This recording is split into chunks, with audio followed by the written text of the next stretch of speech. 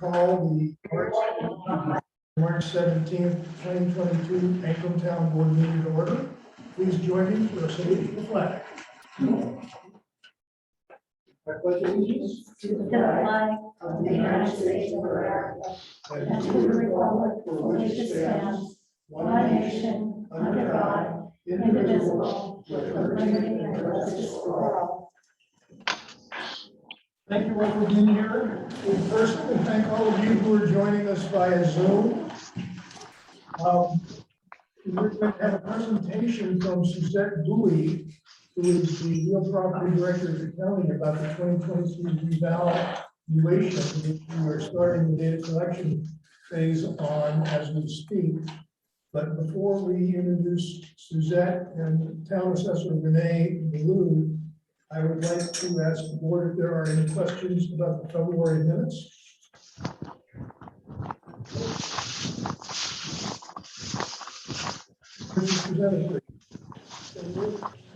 All in favor? Anybody opposed? Okay, thank you very much. Suzette, are you with us? I am. Excellent. You are on the agenda. And Renee, are you with us?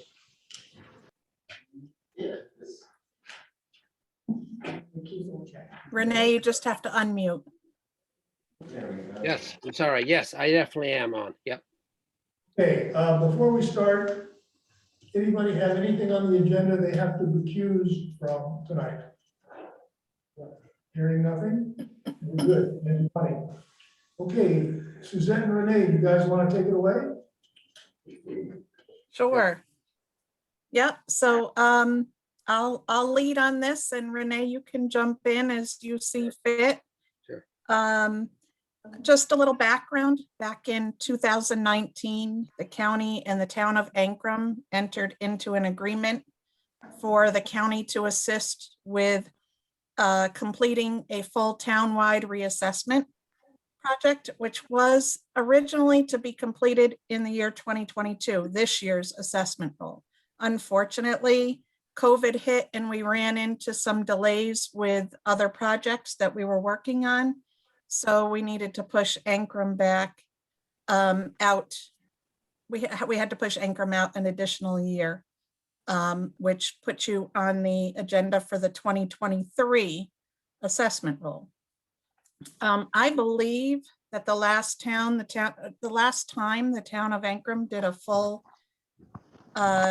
full-blown reassessment such as this project, which includes data verification going door to door to every project, was back in 2008. Prior to that, the town's equalization rate was about 56%. Ankrum did make assessment changes to every residential parcel in the town back in 2016, and we did assist with that. That was primarily due to changes in the market. And at that point, the town had an equalization rate of higher than 100% of full market value. So in essence, they were assessing at higher than market value, and they didn't want to do that. So they analyzed the roll and made appropriate changes. And the result of that was a 100% equalization rate, which meant that they were assessing everyone at full market value rather than above that level. So in 2022, this year's assessment roll, it's anticipated that the equalization rate, or the level that properties will be assessed at, is about 74%. If we did not do this project this year or next year, that percent would continue to decrease. The more years you have between a full reassessment project, the more chances you have of inequities creeping into the assessment roll. And the primary purpose of doing a reassessment project such as this is equity, to bring equity back into the roll and have everyone assessed equally and property owners paying their fair share of taxes. In late February, postcards were mailed out to all residential property owners which told them about the town's project and about data collectors going around to each property. Those data collectors are employees of our office at the County Real Property Office and have worked on, prior to this project, have worked on about 14 similar projects across Columbia County in the last 5 to 6 years. They will be going to every property in the town and will knock on the door of the house. And if the property owner is home, they will tell them why they are there, which is basically to take updated photographs for the assessor. Those will go on the assessor's file, as well as they will have a sheet of paper with them, which will show what the assessor currently has on his file for data, inventory data. They will compare that data to what they're actually seeing at that property. And they will make adjustments accordingly to the inventory data. These data collectors are not appraisers. They will not be valuing the properties. They're simply there to verify the inventory data such as square footage of a house, number of sheds, number of, if there's any barns, if there's any garages, that kind of thing on the property. And to look at the overall grade and condition of the house as well. And like I said, to take a photograph so that Renee has updated photos and information on his file. We will then enter all of that, any changes that we find, we will enter on the file, and we will load those updated photos to Renee's assessment program as well. So that will be done in this process.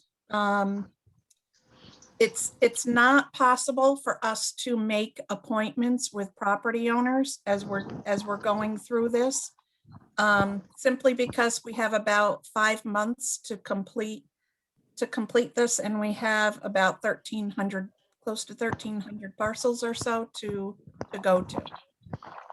Our data collectors started in Ingram right about March 1st, and so far have verified close to 180 parcels. That's vacant land and residential.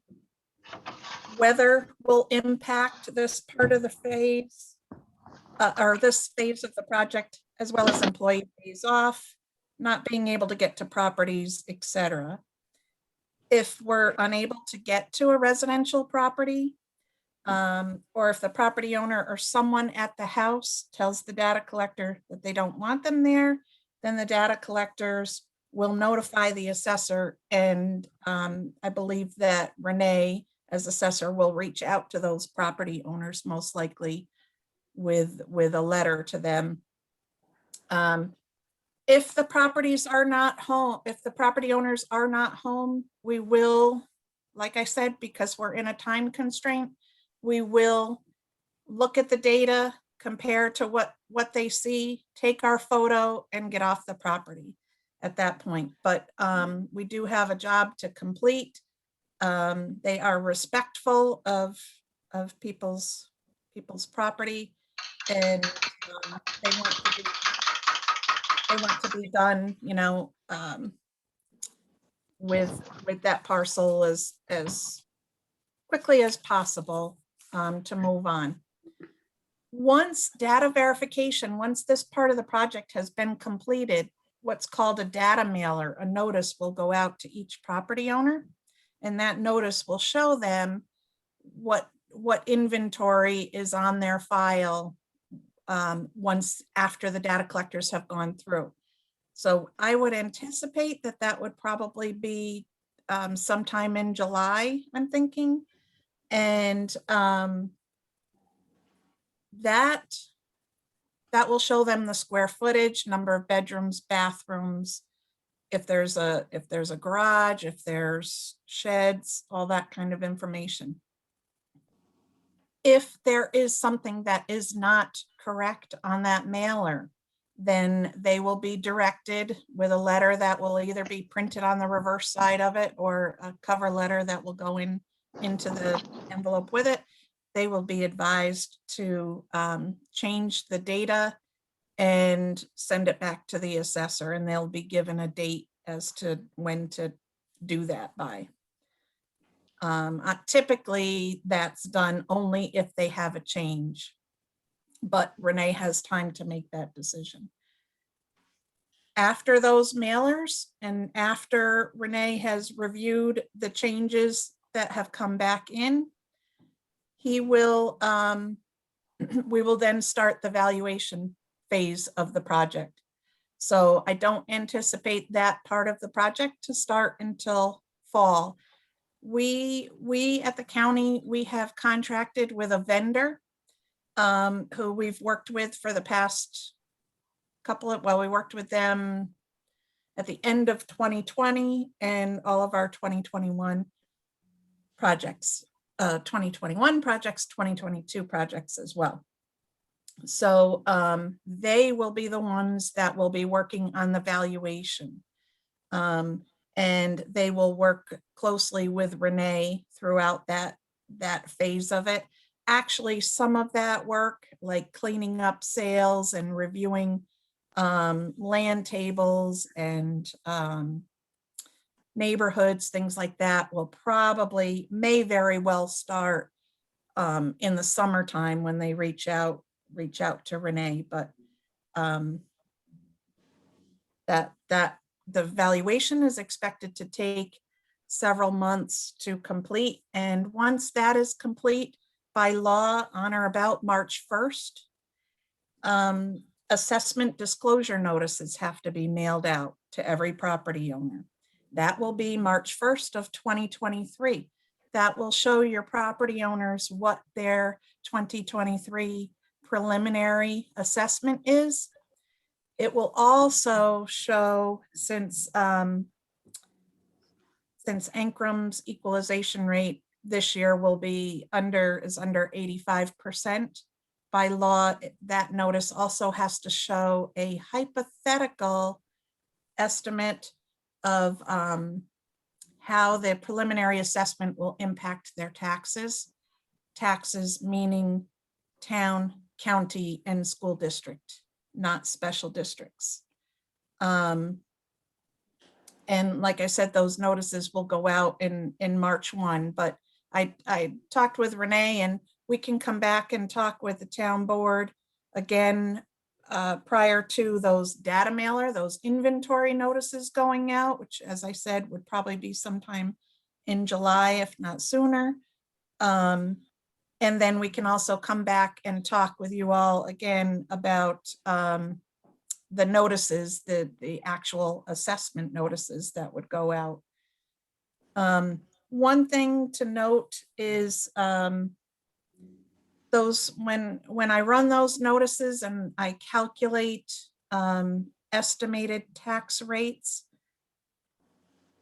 it's not an easy process, and it's taking Ancrum's new preliminary value, using the previous year's tax levies, and using the assessments from the previous year for all of the other municipalities in the county when calculating the county rate, and all of the other municipalities in the school districts when calculating their rates.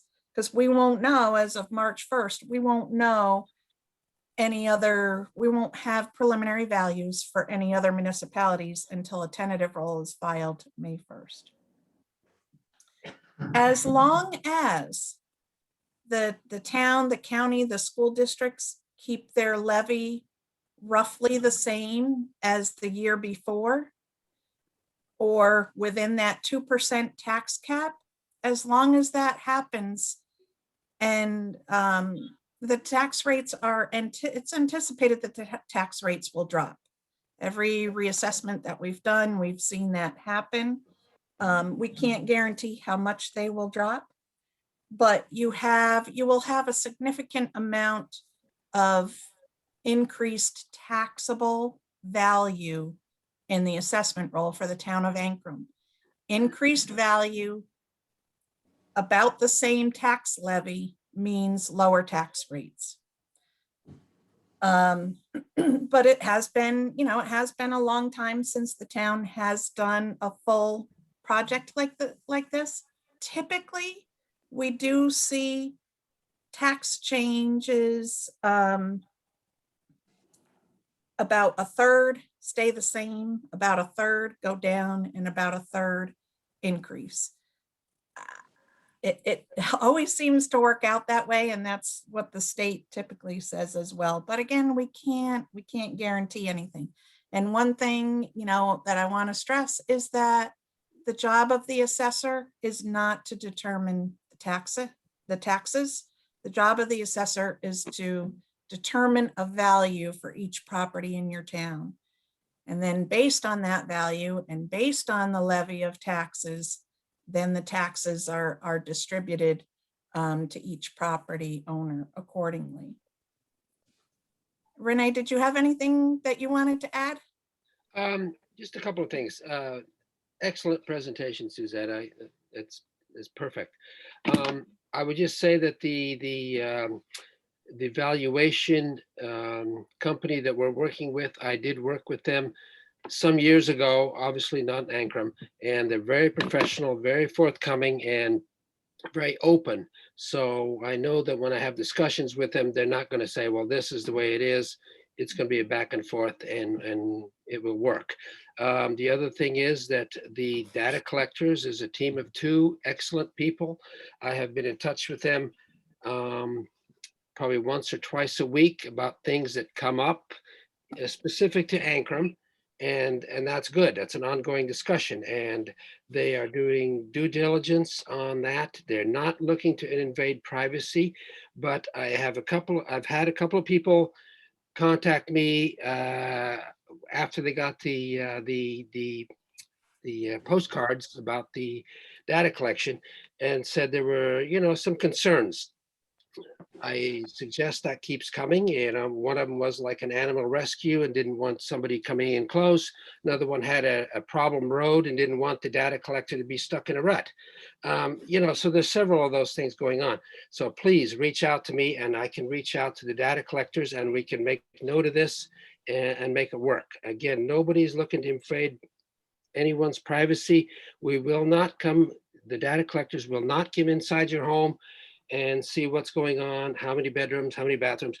That is up to you after the data mailers go out for you to correct and amend. So I think it's an ongoing process. I think it's going very well so far, and I look forward to working with everyone. Thank you, Renee, and thank you, Suzette. We have a question here from Councilwoman Bonnie Hunt. I think you just answered it. I had a couple of people ask me if they need to come inside your house. The data collector. We do not. We would not even ask to do that. Even when I do site visits, periodically on improvements and so forth, I never do that. No, we don't do that. It's only from the outside. It's also a safety issue, not only for, could be a safety issue, not only for the property owner, but also for my staff. And I wouldn't allow that as well. And I know often they do run into people that say, oh, well, you can come in, I'll show you, what I have. And they politely say, no, we can't do that. So that's definitely not part of the process. They're just doing from the outside perimeters. But they may need to spend a little more time on a property if it looks like there's been an addition and that addition's not reflected on the current inventory data, then they may need to measure the house. Or if there's a new improvement, then they may need to measure that improvement. So a lot of the parcels, I would expect that they, would be able to get in there, look, take photo, and leave. But there will be parcels of property that they'll have to do a little more than that. Yeah. And that's part of what the data collectors have gotten back to me on. I mean, all the folks who live in Ankrum, You know, it's unique. You love living there, and that's great, but it's unique. So there's some things that have come up that they have not run into necessarily in other towns they've done a collection in. So we discuss it and, you know, discuss the merits of collecting or not collecting. So it's an ongoing process.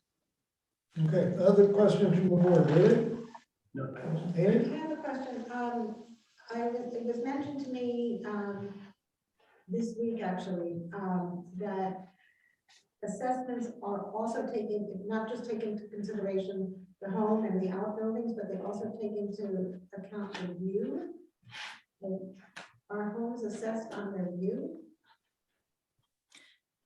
Well, We that, did with yes, regards to a view, that will show up in the market, you know, properties in that area that may have similar views, that is taken into consideration, but as basically as what the market is showing those properties selling for. And Renee, you can add. Yeah, that's absolutely correct. And, you know, if we determine that, for example, a water view, whether it's a river, lakefront, or such, on average or more, show that those properties are selling for significantly more than properties who do not have that view, then we have to take that into account in valuation. You know, the same thing for top of the mountain views, you know, long range views of the Berkshires or the Taconic Range or something. You know, if those are selling for more than a property that's down lower, then we have to take that into account. And that's not necessarily, you know, it may not always be so, but it can be. So we have to, that's part of the valuation process. So once we get all the data in, and the collectors will note if there's a 300% view or if it's just a regular view of close-up trees and whatnot, they will note that. And in the end, when we value these things, that's what's going to come up and show where the value is in that particular parcel, and then relate that to the market value of other parcels that are selling. Okay, anything else? No. Bobby, anything? A couple of people have already asked me about it, and people get very excited about it when they get these postcards, some people. And it's hard to explain the difference between assessment and valuation, and they're different, correct? I mean, it's not something that you're assessed at is the same as where a bank would value your house at, correct? Or I mean, an appraisal? appraiser. Yeah. I think there's a lot of confusion about that. Well, it is, it will be basically in the end, it will be the assessor's determination of market value for that property. So in a way, it is an appraisal, but it's done with mass valuation. So they're valuing properties by neighborhood and in larger quantities. And then when the vendor is done with it, then Renee will go in and look at each property to see if he sees that, you know, that is an appropriate value or not. So it may, depending on what that appraisal, you know, if they had an appraisal done 2 years ago, with the market, the way it is 2 years ago is most likely an outdated appraisal. But, you know, an appraisal could be done for many different reasons and could come out with different values. This reassessment is done for assessing purposes and for tax purposes. So it is different. An appraiser does it for one individual property. We look at larger quantities of properties and then try to narrow it down to each one. So it's not quite the same, but it's New York State says we have to value residential properties based on the sales comparison approach. So the market and what it's been, you know, there may be enough sales within the last, for next year's roll, it would be 2022 sales and 2021 sales. There may be enough within a 2-year period. In small rural communities, such as what most of Columbia County is, sometimes we have to go back 3 and 4 years. But we've found with an active market, you don't always have to do that to be able to have enough properties that have sold to develop a model to be able to value all of the residential properties on the file. So it's still early to be concerned about the valuation.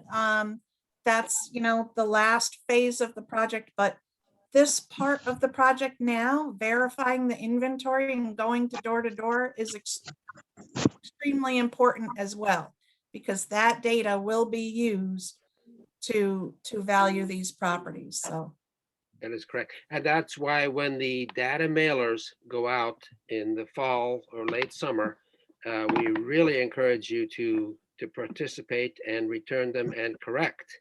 Because again, the data collectors only see what's on the outside, improvements, the house and so forth. We don't know what's on the inside. So if there's some numbers that are wrong inside the house, we encourage you to get back to us to correct that. and it's not a perfect system by any means. There's going to be different opinions of inventory on the property than maybe what the data collector has, and that, you know, don't be afraid to put anything on that mailer that the property owner sees fit as something they don't agree with. And then Renee will review it and he'll make the ultimate decision whether to change the inventory or not. Bonnie, anything else? So thank you for that. No, Jim?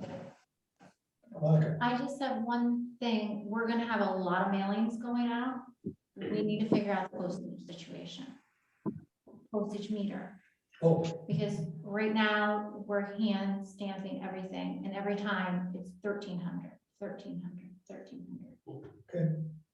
So between now and the next mailing, we can get out, if we could maybe look into that.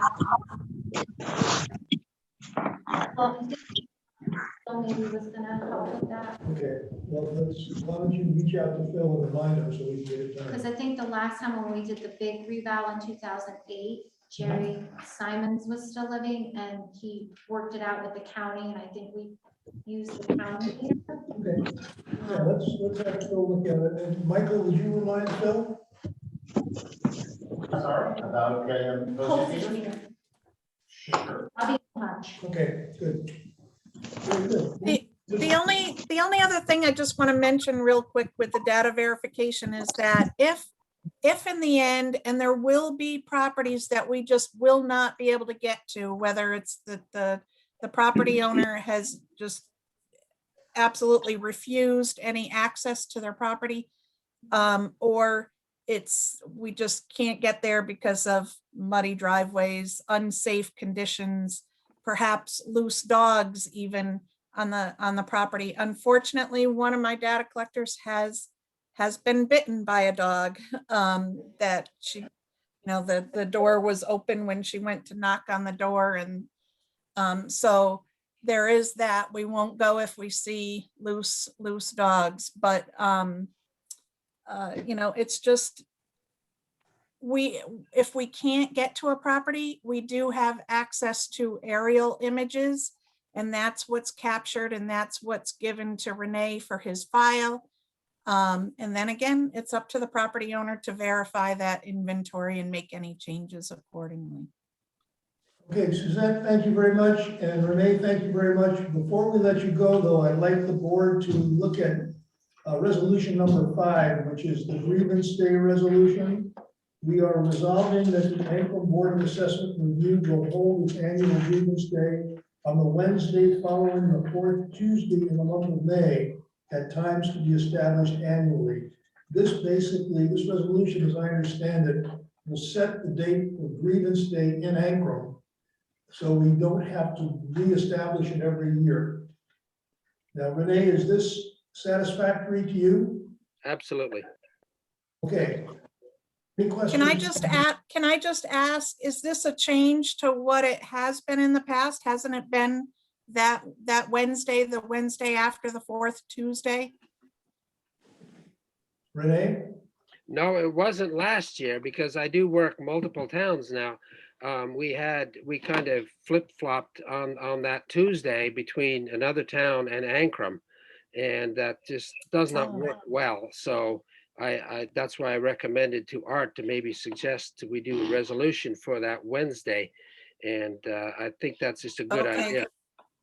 Because I did see that on the agenda and I thought that, I looked at last year's schedule that we had and I thought it said Ankrum was that Wednesday already. When I go back to the office tomorrow, I can look, but if it's actually changing the day to the first Wednesday following the fourth Tuesday, unfortunately, has to be put that way. It actually has to be done by local law, not by resolution.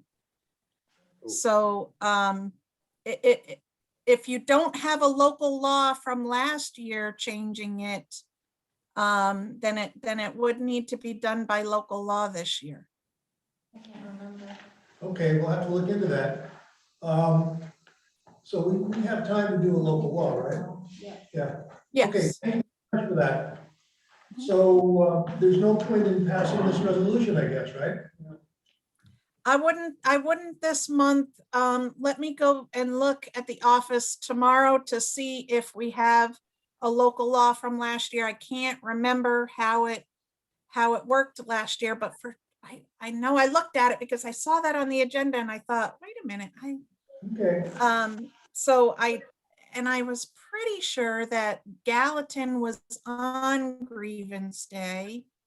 Ankrum was the Wednesday after grievance day. No, you don't think so? No. okay, well, look, why don't Okay. we talk about it tomorrow? Yep, And I will verify that and yeah, if you and Suzette can compare notes, and then if you have a draft version of a local law that we could use, Yep. we can do it next month. Yep. Very good, thank you very much. okay, thank you. Thank Okay, you. moving right along, we're now at the town court report. Ruth Whitlinger, the town court clerk, is here, and Judge Redlick, I think, might be on Zoom. Judge Redlick, are you there? I do not see him. Her. I'm sorry.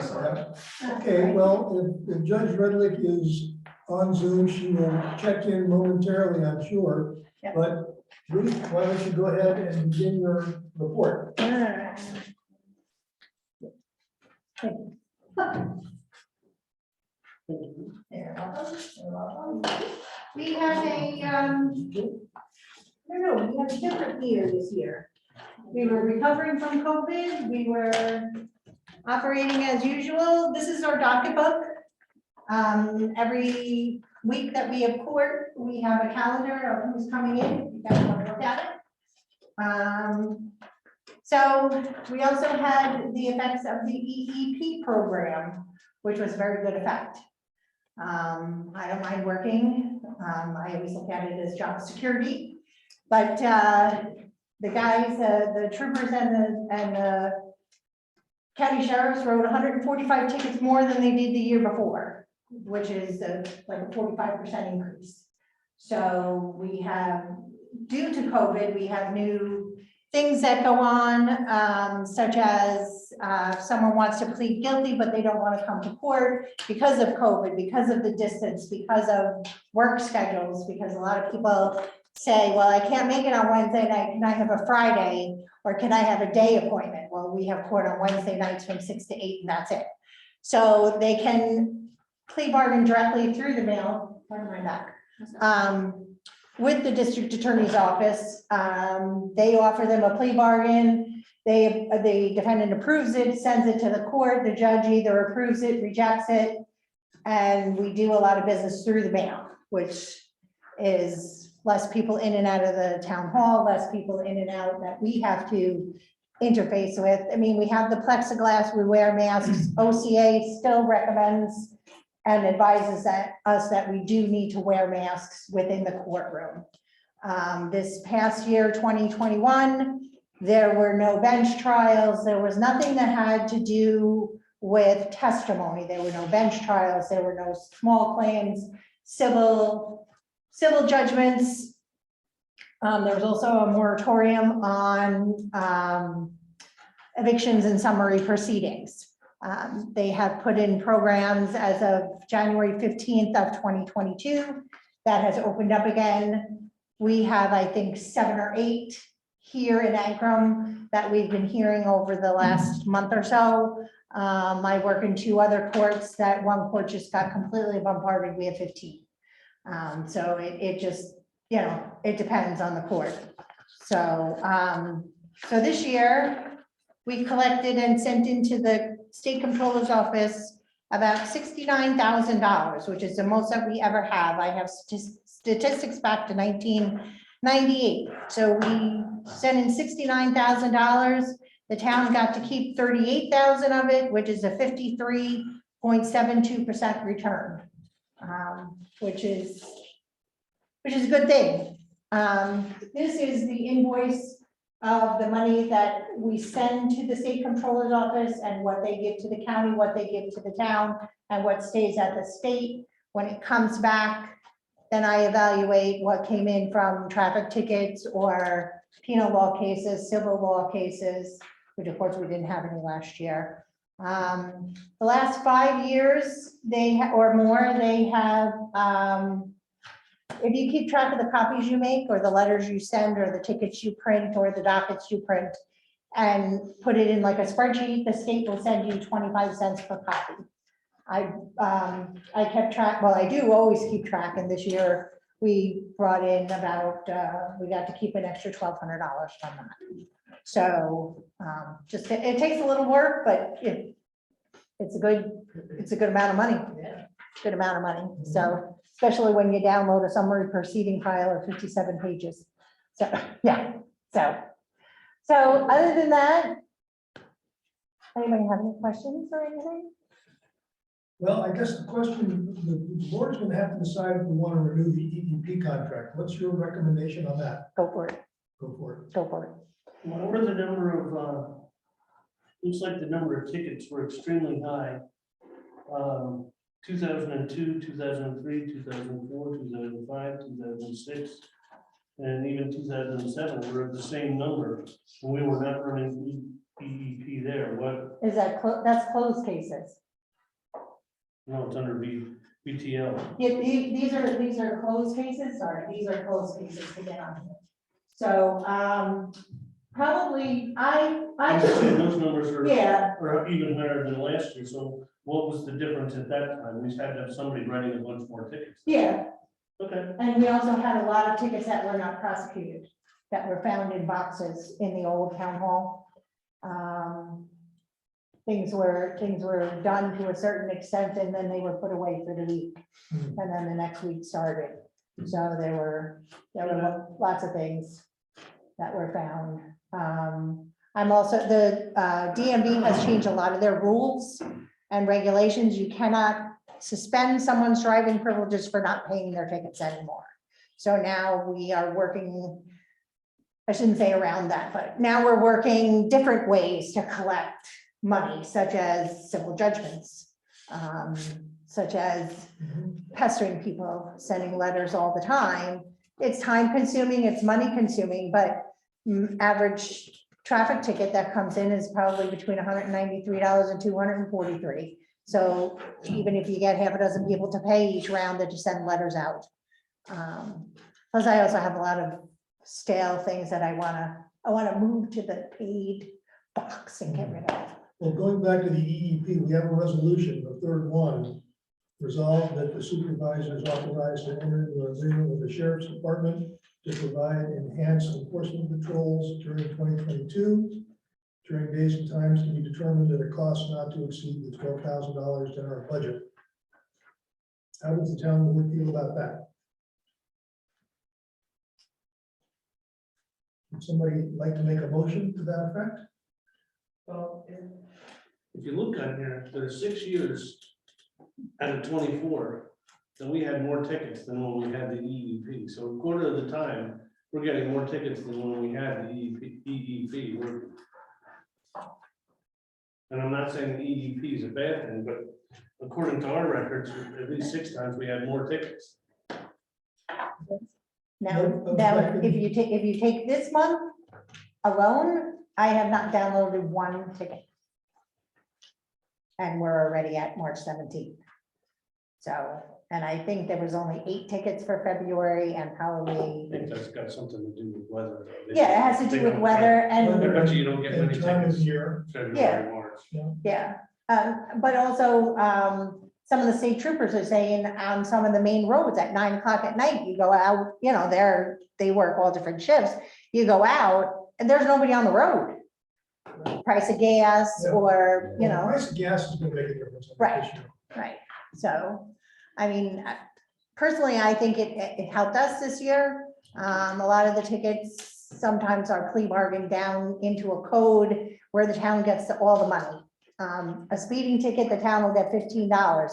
A parking ticket or anything in the 1,200 range, which is parking, and a couple other ones, I can't think of them right off the top of my head. We get the $150 instead of 15.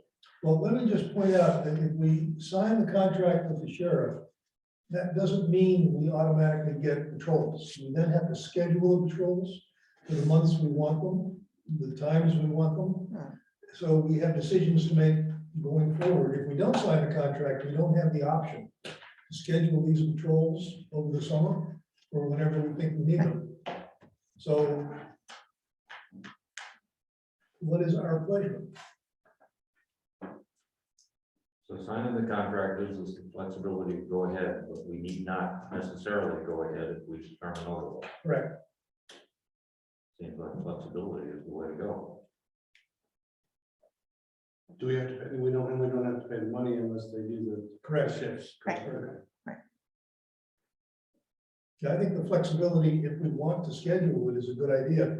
We're not gonna know what effect the 2 new radar speed control signs are gonna have. We may find that placing those in a permanent location on 82 coming into Ankrum and Anklemdale, supplemented by maybe the intersection signs we had last year, might have an impact. But I think having the flexibility is a good idea. So, so the flexibility means if we sign the contract, we can use it or not use it, correct. And we will schedule when we want, or not. or not. Exactly. I will move the resolution. Okay, a second. Any other questions or comments? Let's do a roll call vote, Monica? Councilman Moore, Yes. Councilman Wilson, Yes. Supervisor Mattson, Councilman Hunt, Councilman. Yes. Okay, the resolution has been adopted. Thank you very much. Ruth, thank you. Thank you. And Judge Rudnick, are you there? If not, Not see. sorry? I'm sorry, Michael? I do not see her. Okay. Fair enough. Where's these are for us to keep? Sure. Okay. Thank you. Ruth. And, Good, but look. I don't have to. Yeah, leave it here, I'll capture it and give it back to you next week. Or just leave it on your desk and I'll pick it up. The next item on the agenda is the issue of judges on the 2022 ballot that we talked about via email. And I thought I'd just bring it up in case anybody had any questions or comments. We now have 2 judges on the November ballot, each for 4-year terms, because Judge Redlick was coming up for her normal 4-year recycling, and Judge Whitlinger resigned as of the end of the year, and his position will come up. We found out during this discussion that judges are elected for 4-year terms, not for the unexpired remainder. So we said, okay, let's put both judges on the ballot in November for 4 years. So anybody have any comments about that? No? Okay. I don't think we have to go now. Yep. The disrespectful behavior investigation, attorney Elena DeFioquin is finishing up her interviews and has advised me that she expects to have a written report for the town board before the April meeting. So she is hard away working on that. She also says she will write the report so that it can be shared with the public. So that we have a document that in one version is something that the community can see. I suspect there will be another confidential version that the town board will see that the community won't. But she is planning to do that so that everybody gets a pretty good sense of what the conclusions are, what the facts are, and where we are with that. So hopefully we'll see that before the April meeting. So Amy has a report on our group. Yeah, just a short update on the working group that I Yes. mentioned at the last town board meeting. We've met again and we've drafted a policy on respectful behavior that is now being reviewed by the school committee ad hoc working group. Hopefully, you know, at the end of the day, it will be implemented into the handbook. But we want to wait until we get the report from Elena Yes, to see if we need to incorporate anything else into it before we submit it to the town board for review. good, thank you. Very good. Okay, climate smart planning, solar inverters at town hall. In that back room there are 5 panels that are about 11 years old. They're out of warranty. Some of them make funny noises. And we had Sun Common, which was the company that installed the solar panels back in 2011, come in and look at them, and they recommend that we replace the inverters. It's about a $7,700, $7,800 expense.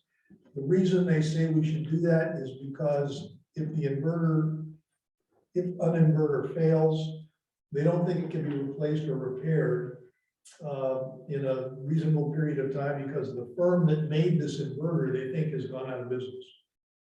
So they're recommending that we replace the 5 panels in there. How much money did they save us? Solar panels? Yeah, What did you say? I was wondering how much money they saved. You know, I don't know exactly. We have to go look at that. Is an inverter different than a panel? Yes, the inverter converts the direct current you get from the panel to alternating current that you can use in the town hall. So the inverter is the problem? Yeah, it's in here. It's that humming noise you hear every once in a while. So the It's very panels loud. are also, The panels are okay. oh, they are. It's just the inverters in there Just that need need to be replaced primarily because they're out of warranty. Is what Sun Common is saying. They're 12 years old. If we don't do anything and we choose not to replace them, then the risk we run is one of them fails. And we then decide at that point to replace them. And we don't have solar for some period of time for one of the panels. So I guess it's not the world's most significant decision right now. Because we will have time to just lose the solar.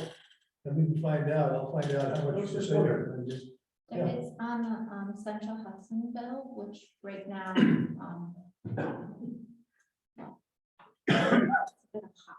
Yeah, Yeah.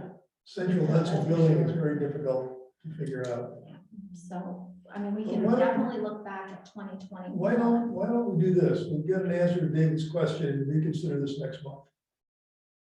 I just was Because I curious don't how much sense they any saved us. urgency. Have we talked with the climate smart task force about it or anybody else to get an opinion whether we should? Talk to the technology committee and they think we should do it.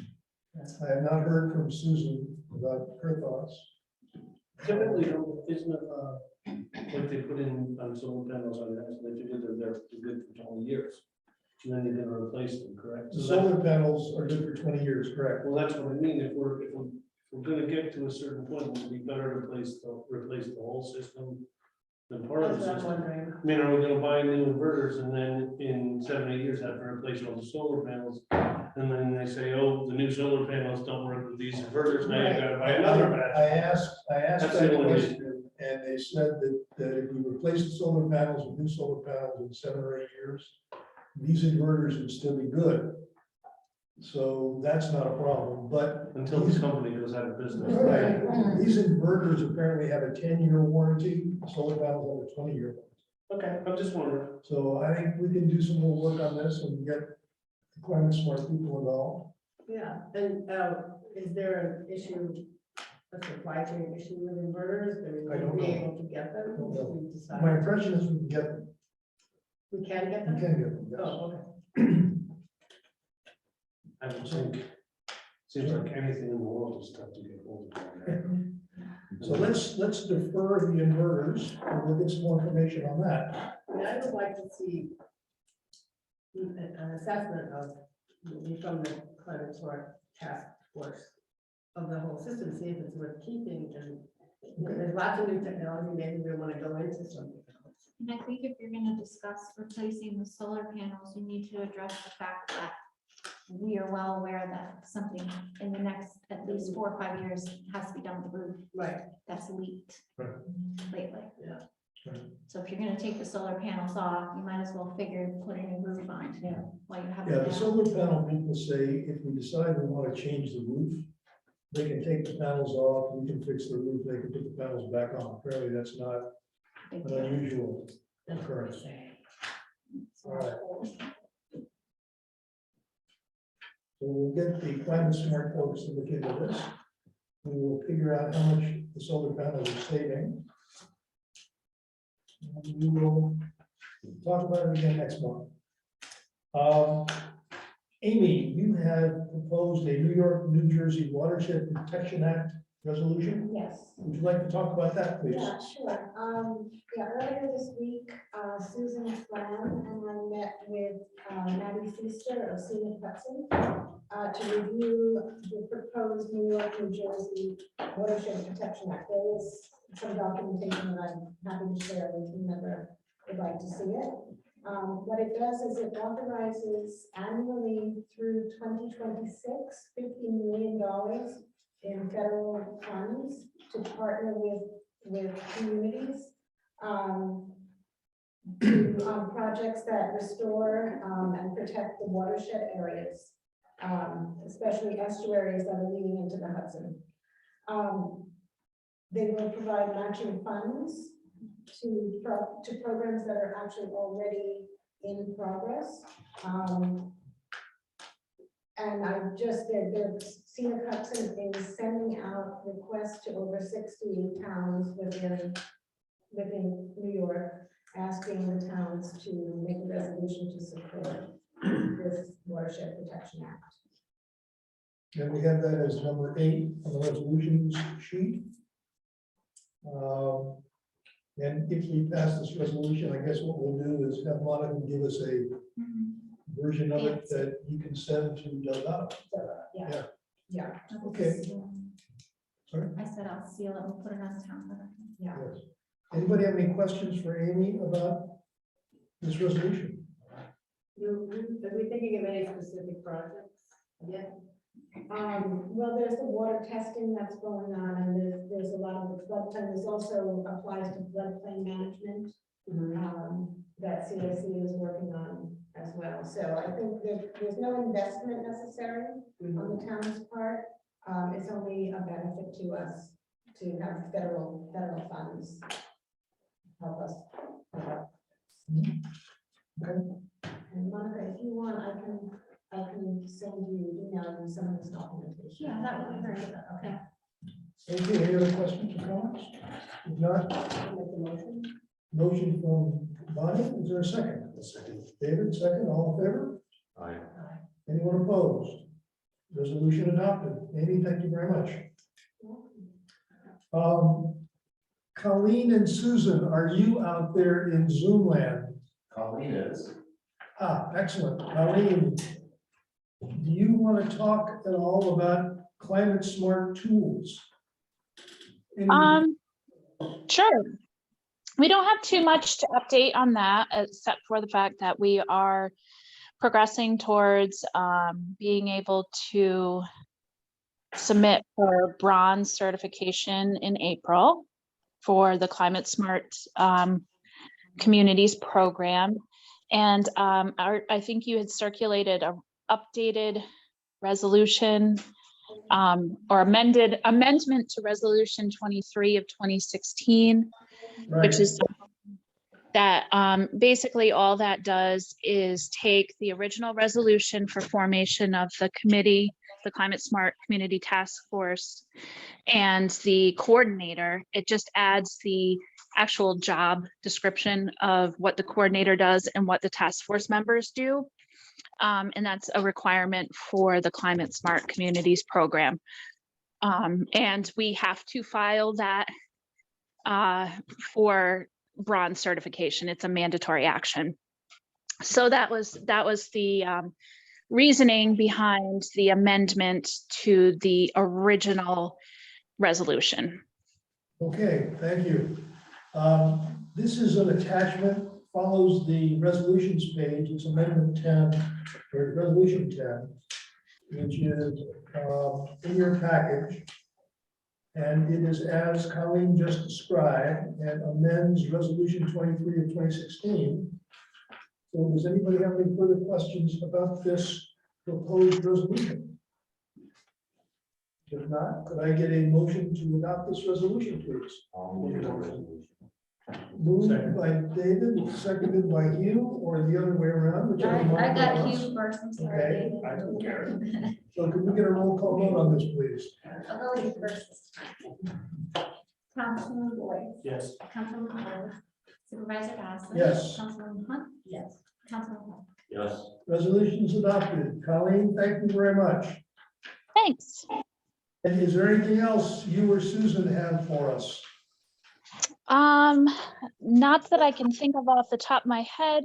Susan, I don't know if you want to add anything. We have met with Kelsey from CCE, and she has been helping us with some of the resiliency planning and the floodplain guide that she had sent for landowners. And she's also been helping us with doing the climate smart tracking. So we've been slowly picking away at stuff and moving forward. So Sounds good. I'll do this on Saturday when I'm in, put it on letterhead. And is it okay if I scan it and just email it to you, or do you need the hard copy? nope, that's perfect. A scan is perfect. Good. Okay, thank you, Colleen. Yep, thanks. Next item, historic banners video. Oh, Lynn. that would be me. Thank you very much.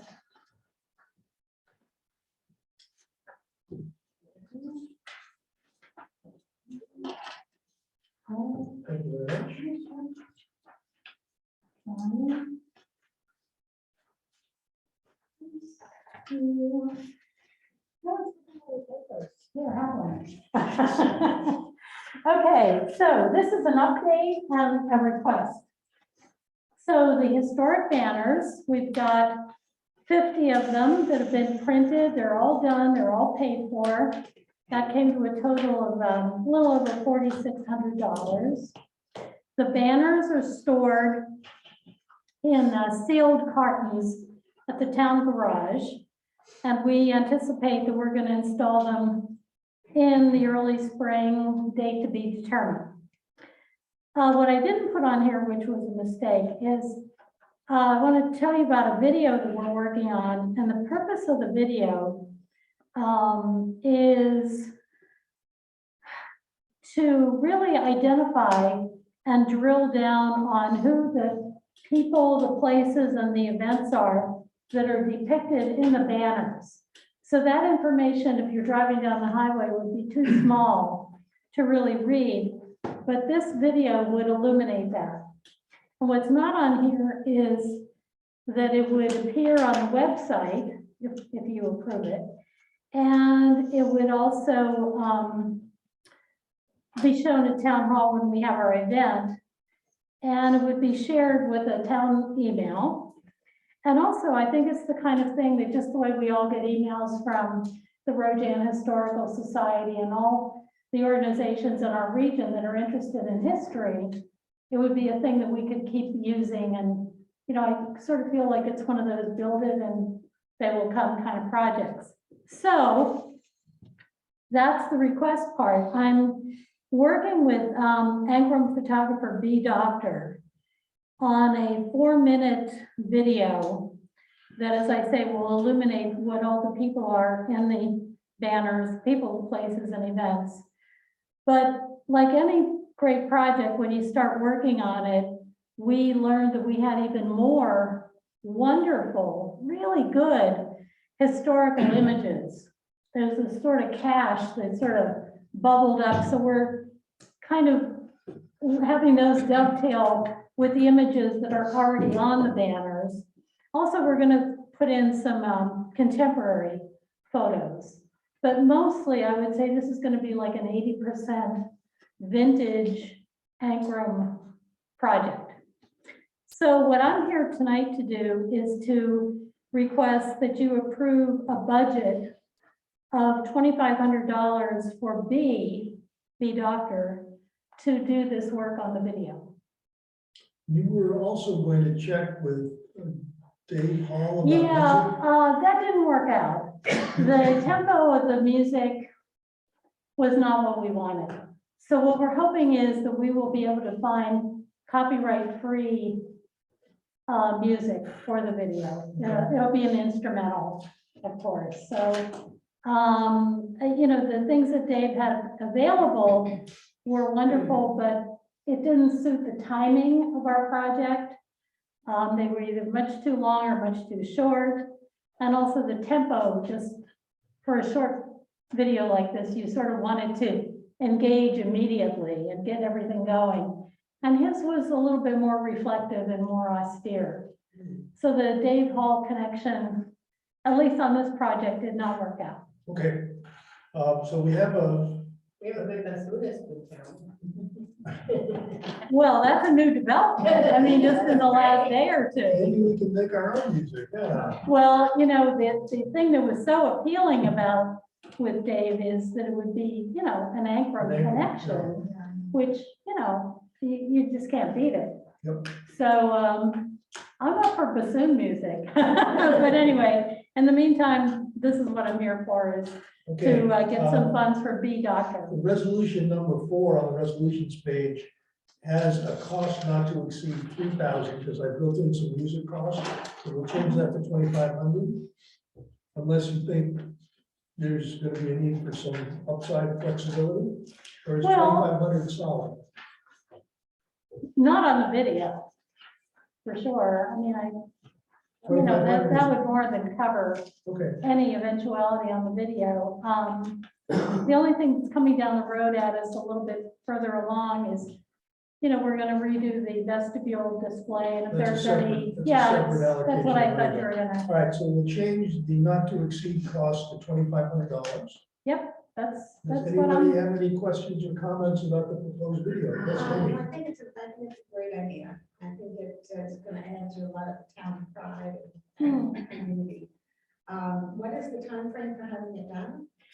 to install the banners. The video.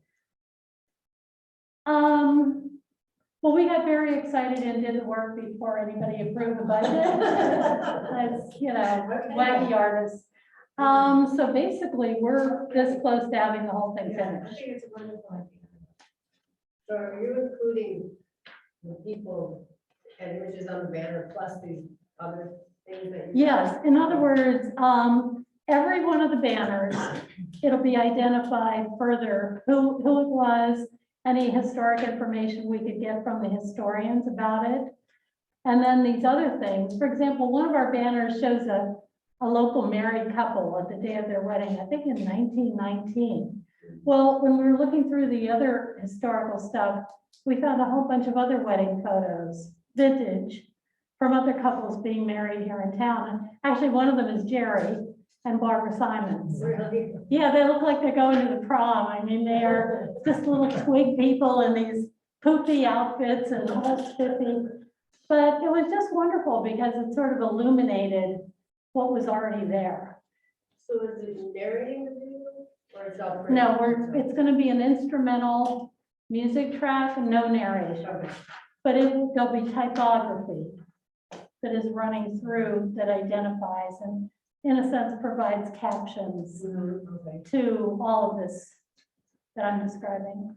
Okay.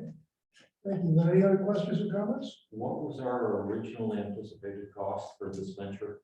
Well, there was, I think the banners were originally going to be 3,500, and they ended up being 4,600.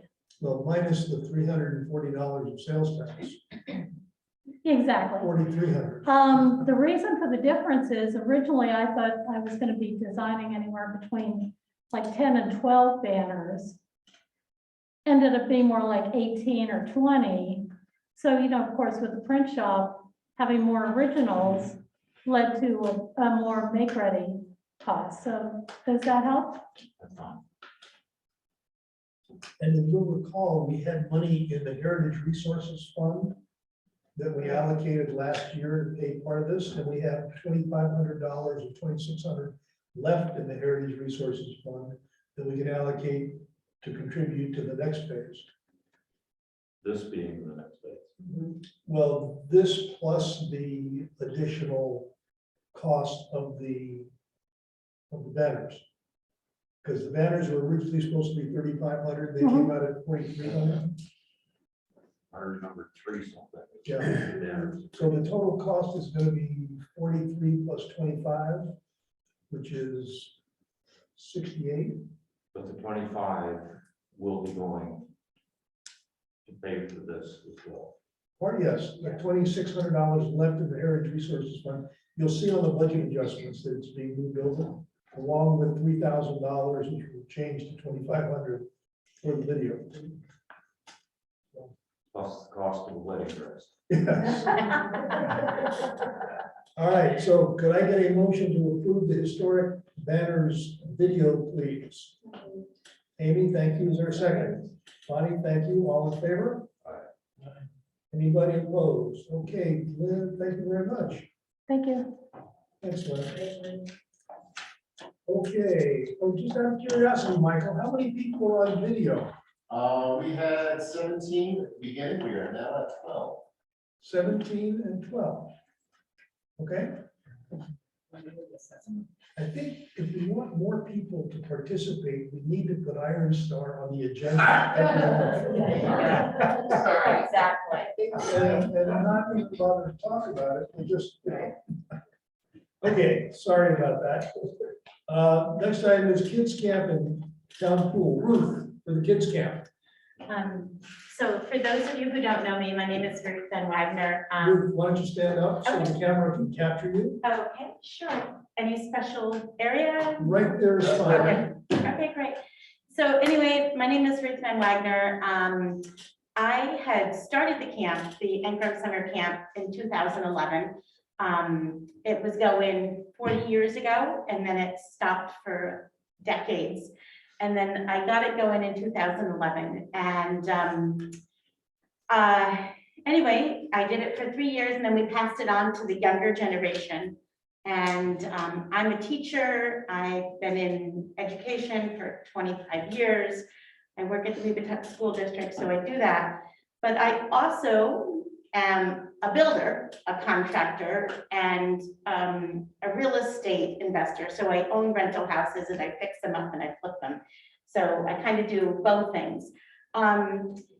For the Ankrum Summer Camp this year, our theme is going to be farming, actually. It's going to be farm to fresh table, and it's going to be gardening. We're going to teach the campers how to garden, and we're going to teach them how to make their own vegetables, and we're going to make foods out of those vegetables with what we can, with the facilities that we have to what we can do. So that's our theme. We're going to try to make it more educational this year, besides just playing. So that's our theme. We're still going to do the same concept that we started with 10 years ago. It's going to be swim lessons Monday, Wednesday, Friday. It's going to be free swim. It's going to be a lot of sports, arts and crafts. We're going to be here on Tuesdays. We're going to be down to the pool area on Monday, Wednesday, Fridays, Thursdays as well, and then field trips on Thursdays. So it's going to be very similar to the way that it's been run the last 10 years, except for we're gonna have like a theme. We're hoping to work with the library again this year, so that we can do that. I'm not sure what's going on with the food program. In 2019, the town of Northeast Community Center provided free food and that type of thing. So I'm not sure about that, but we'll figure that out. Yeah, that's something that Jack Lindsay arranged with. Which was amazing. The Northeast, I guess it's the regional food bank that provided that, Okay, not the town of Northeast Center. But Jack is the contact person for that. that would And be as soon as great. he gets back from Mexico, we can pin him down on that. That would be great. That would be really be great. I was told that Ancrum students, Ancrum campers are free, which is fabulous. Absolutely love it. When I ran it 11 years ago, it was not free. And within the budget, I had to produce enough income to pay for all of our expenses. So it's absolutely wonderful that you guys support the Ancrum kids. I love that. So it's going to be exciting. We just have to be careful with COVID and this new strain that's coming out in China, the BA.2 variant. So we've got to work with the Board of Health, and they're going to determine how we can do it in vaccines and not vaccinations and stuff like that. So we'll definitely figure that out. We have a co-director, Betsy Nancy. She's a social worker, and so we're super excited to have her. She's fabulous. We already have 7 counselors, believe it or not. It's only March and we weren't going to do it, and now all of a sudden we're doing it, and we have a full staff mid-March. So it's super exciting. And we definitely want to work with Dave and the pool, Dave and Jen with the pool. So it's great that we can have this. Our How kids many need it. kids do you think you'll be able to accept at camp? Okay, so in the past, it's approximately 65. So, we can stay, I definitely don't want to do more than 65, not for this year with COVID, with the pandemic, with not having it last year. So ideally 60. What happens when it's free is people sign up and they don't come. So essentially the town is paying for camp counselors and camp staff, and the students don't come because it's free. So we need to work on that. We'll set a certain amount of required times or days that they need to come, and if they don't come, then if we have somebody on the wait list, I'd like to get them in, so we'll figure that out. One thing I wanted to talk to you guys about this year is all the other town camps, they all have buildings, okay? The town of Copake has a magnificent building. It's magnificent. I mean, it is beautiful. Pine Plains has a building, the camp in Pine Plains, they have a building for their campers, nice bathrooms, so on and so forth. The town of Hillsdale has pole barns and buildings, and it's really nice. Our facility has been with tents, and tents down by the pool area, that one we bought and then we rent, and we have the use of this facility, but the kids really do a number of damage on the building. And we don't want to destroy the building with 50, 60 campers one day a week. So last time the town of Ancrum rented a tent for here. They rented tables and chairs, and we pay Cantelli Tent to put up the tent that we bought. We bought a 20 by 40 tent in 2011, and we pay them to put it up. We pay them to take it down. We pay them to wash it. We pay them to store it. So in 2019, the fees for Cantelli Tent was $2,900 and some odd dollars. Now that was renting chairs and renting, we had 2 tents, but and tables. That's a lot of money. In 10 years, it's basically $30,000, okay? We bought our tent, I can't remember what we paid. I think it was $1,500 for the tent, maybe, Monica? 800 maybe? Yeah, and I think that first year they included in it the setup, the takedown, and the cleaning and storage. Yes, well, the cost of tents have gone through the roof. I mean, you know, so what I'd like to talk to you guys about is, I'd like to talk to you guys about building either a pavilion or a pole barn. And building this facility down by the pool, by the basketball court, where, or the, you know, by where we keep our tents, okay? I've done a ton of research. And just bear in mind, I'm a builder too, so I've done a ton of research. The first, you mind if I stand by you? This pavilion I'm showing you right here, this pavilion is on this Copake Falls, the state park. They built a pavilion by their garden or by their playground, okay? So what I would like to propose to you guys, or for you guys to think about, is a pavilion that can be converted to a pole barn, or a pole barn, okay? A 30 by 60 pole barn / pavilion. And here's different concepts. You know, we've got the pavilion down here. This is the pole barn down here, which we could do. Here's plans. And then on the back, I just wanted you to see, Lowe's actually sells pole barn kits.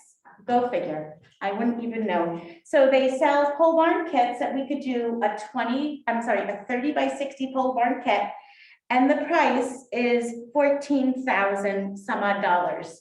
That's for all the material. And then we would need to assemble it.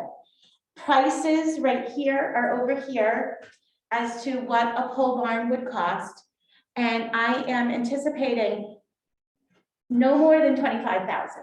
And you know, for that 25,000, we could also do some fundraising, and we could work with contractors and volunteers.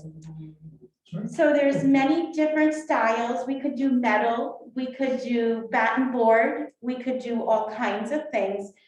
The camp needs a structure that when we have a storm, we need a structure that we can go into. The tent does not work. The Board of Health requires a structure. We can't use the firehouse. It's too dangerous with all the kids. So in the past, our evacuation plan is what they call it, would be the church. What would you call that? The church? The church hall. The church hall. So if a thunderstorm would suddenly come with lightning, we have to evacuate 65 kids. And so where the pool is, we've got to cross the road, we got to go to the church hall, and that is falling apart, as all old buildings are. You know, that has a lot of issues. You know, so the concept with this building is not just for the camp. It's to have a recreation building for the town of Ancram. This building could be rented out for birthday parties, anniversaries, weddings, family reunions, barbecues. It could be rented out. And that's what they do in Pine Plains. That's what they do in Copake with their building. They rent it out. So the building would not just be for the Ancram camp, you know, because who knows in 10 years or 20 years if it's still going to be there. But the ball field will always be there, and the pool will always be there. So I just wanted you guys to consider this. Believe it or not, I have a contractor. I have a couple of contractors, and they said they would be interested. They said it could be built, and they could have it built before the end of May, if this is something you guys would want. You know, whatever you guys think. Just the concept is the tent has worked for these years.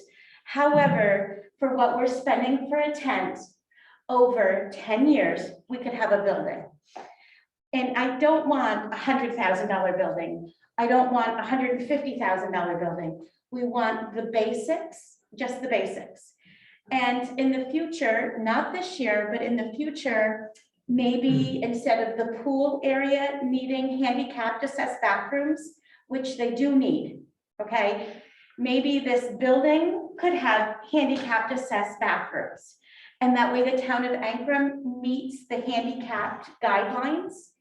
And we could do bathrooms and nice bathrooms in the future. Like the concept is very simple this year and maybe a little bit more each year. But it's up to you guys and what you think. And you guys could pick whatever you felt as far as style and design. You know, if you felt that metal, because metal, if you agree on this, metal is less maintenance and it's permanent and it's great. Batten board would be a lot cheaper, would be a lot cheaper. And we would get discounted rates, like Fred Schneeberger has his own sawmill, so we could get batten board pine way cheaper than any other company. Jim Stickles loves this idea. He said that he would donate some excavation and dig in. And so we could work with local contractors and try to figure out how to do this so that it's affordable. Not $100,000 building, not a $50,000 building. You know, What's the timetable? In So- terms of, you said it could be done by the end of May. it certainly could be. The contractor saying a pole barn like this would take 2 When- weeks. When would we have to make a decision You, for it to be made done by the end of May? if at all, if you guys could make a decision by the next town board meeting in April. And, you know, that way, you know, if you're thinking that you might want this, we could talk to Ed Ferrato, the building inspector, and just say, would it work here? Would this work here? What about Yes. this? I'm wondering if we're gonna need to do competitive bids and. go through Absolutely. that- You that can do whole whatever process. you want. Well, And, no, it's not doing whatever we want. It's yeah, what is required by the New York of State of course. Yeah, law for this kind of project. Yeah.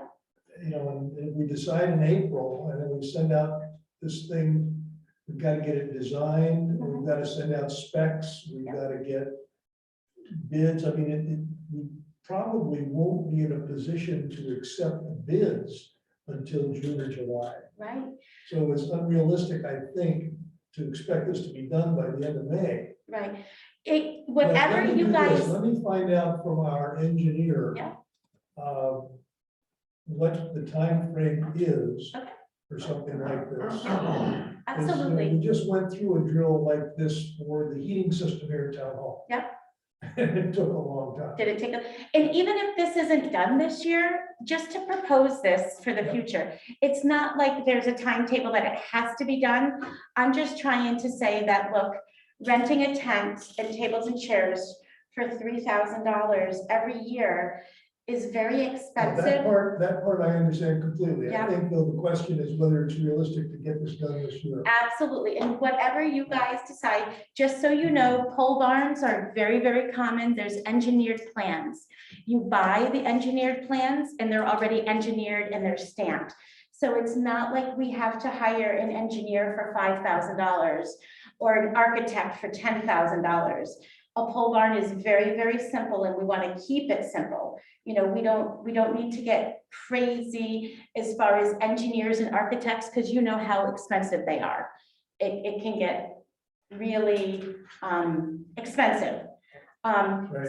So it's something for you guys. Yeah, of course. With all due respect, this is a completely new idea. It is. We haven't discussed it, we haven't heard it. Absolutely. It's, deciding on design would be a long way off.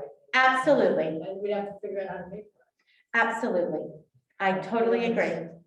We have talked about a pavilion actually here Yeah, at some point, but, you know. absolutely. Consider down there, but I think it's, then we just decided on the camp, so to me, this is like. Absolutely. a little fast. Absolutely. And I just came up with the idea a few weeks ago when Art said, listen, let's get it going. And when I researched the prices for the tents and what we've been paying. So I came up with the idea and I just talked to a couple of local people and just said, what do you think of this? And local excavators, and they said, it could be done, you know. And if the town board comes up with a price and they say you need to raise X amount of money to make it happen, you know, that's also a possibility, you know, whatever works, something to think about. If it doesn't happen this year, it's something to think about next year. Just something to think about. Okay, Okay, yeah. Do these require foundation? So no, so pole barns they're pressure treated poles and they get dug into the ground and you cement them in. So by not having a foundation, you're saving huge amounts of money, huge, Wouldn't it huge. be like baking hot in there? It Um, would be like 90 degrees in a metal over in the summer. not necessarily, the metal pole barn, Bonnie, it would have windows. So you would have windows, do you know what I mean? So the air would circulate. If it was just metal and no windows, the building would have many windows because you need it. And the windows would have the screen, so the air would circulate. Even if you went with wood, it would circulate. That's what Hillsdale, the town of Hillsdale has. Have you seen their facility by any chance? Maybe at the next town board meeting, I can take pictures of the other towns and what they have. Do you know what I mean? That way you can see what they look like. Where's this pavilion? That's a pavilion and that's over at Copake Falls. And where the Orbed is, it's behind the Orbed by the campsite. Oh, right, sure. So it's back there and people in the community, they have parties, they have events, they have all kinds of things under the pavilion. It's just in a windstorm or a rainstorm or this or that. Like last year, we had so much rain. It rained most of July, most of August. And with that weather, we couldn't have the camp. We couldn't. An open pole barn like this isn't going to protect the kids from wind and rain. No, But down the road, if you enclose it. That's it. That's exactly it. Do Yeah, it in phases. This phasing of starting with an open pole barn for 25,000 and ending up with an enclosed building at X period of time. That's what's going to require a lot of thought. Yeah, a lot of thought, but And a lot of engineering support and architectural support. I don't think there's any way to avoid that. yep. So I just want you to see that right here, this is a whole barn. Yep. It's the whole barn, it's metal, it's Lowe's, it's a kit. It's the whole thing for 14,400. So that's not just a pavilion. It doesn't have any windows. No, you can add upgrades. Oh, You can add upgrades. And then the contractor could put it together. Do you know what I mean? So you can add the upgrades. This comes with, okay, I get it. It's going to take some time. absolutely, Okay, this year you better plan on 10. absolutely. Right, to go back. Just something for you guys to think about. Okay, very good. Let me refer the board to the camp director resolution. It is a resolution that appoints Ruth Van Wagner to be camp director and Betsy Manzi to be deputy camp director at the compensation we approved in the budget. Anybody have any questions about either of those appointments? I think we are extremely lucky to have Ruth and Betsy, Thank you. Thank you. and it's going to be an awesome summer. Thank you. Thank you. Any questions about the resolution? Can I get a motion to approve the resolution, please? Thank you, David. Sorry. Thank you, Hugh. Let's do a roll call vote, please, Monica. Councilman Williams. Yes. Councilman Lee. Supervisor Maxison. Yes, Councilman Hunt. Councilman Clark. Yes. excellent. Adopted resolution. Ruth, thank you very much. You're welcome. Is Jen on the call, you know? I'm sorry, who? Jen Boyce? No.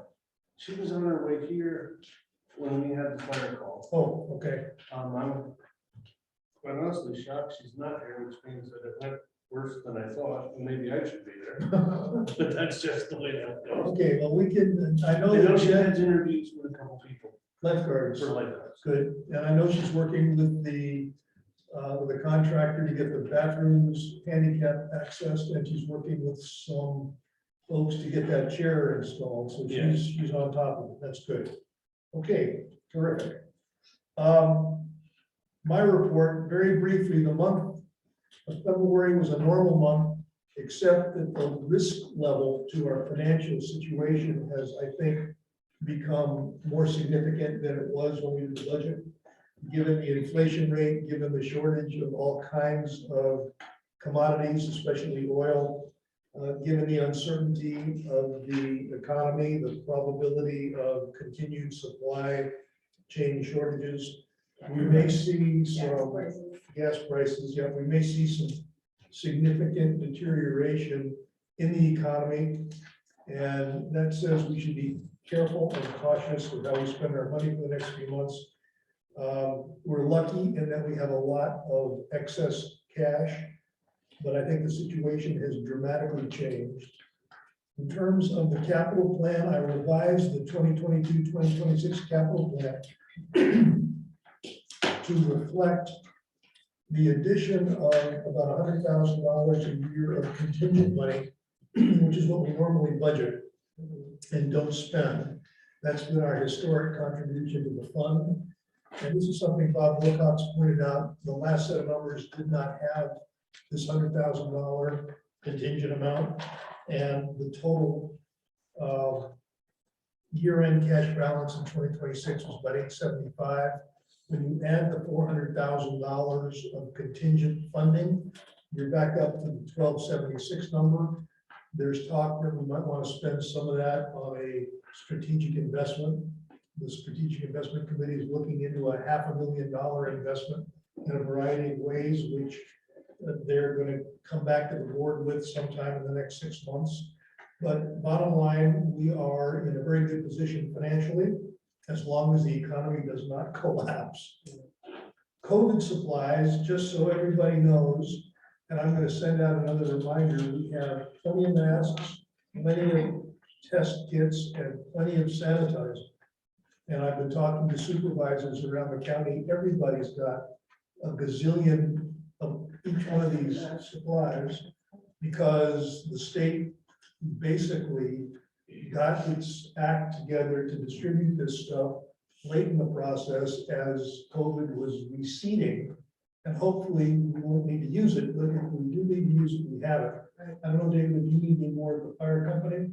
We actually are in the same position because of our purchasing, Yes. we got from you, and also the state has gotten stuff to the fire coordinators. We're in good shape moving forward, depending on what happens. Don't get rid of the kits soon, they're gonna expire.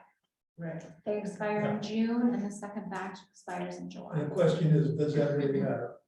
We'll have to find out. I don't know, but I would hate to give somebody one that expires in June and they take it in September and they're Yes. sick and it comes back. Yep, I understand. Do we have the N95 masks as well? We do, yeah.